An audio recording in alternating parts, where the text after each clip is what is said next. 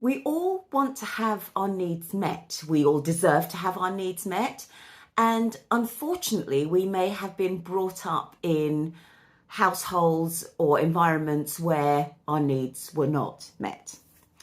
The problem is, a lot of us seek people to meet our needs, but those people don't realise that's what we expect of them.